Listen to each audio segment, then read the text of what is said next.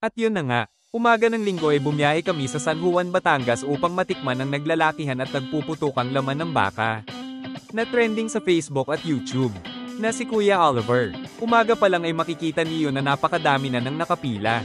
Ang number 3 sa pila ay alauna pa lang ng madaling araw, ay bumiyahe na galing sa kani-kanilang lugar upang mauna lang sa pila.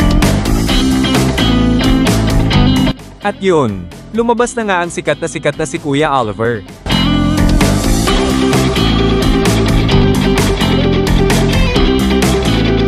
Kung makikita ninyo ay napakaraming nakatutok na kamera dyan, habang nagtitimpla siya ng kanyang gotong Batangas.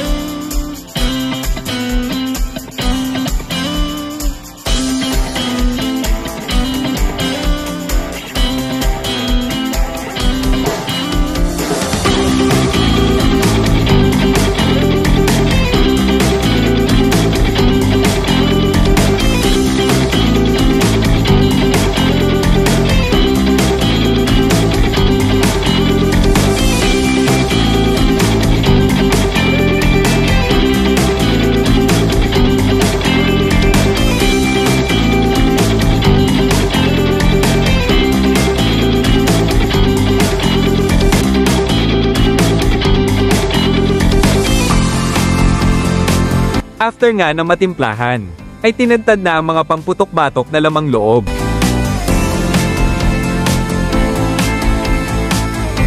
Talaga man mapapasabi ka ng first bite see you Lord. At in-order nga namin ang dinosaur ribs sa halagang 1,000 pesos.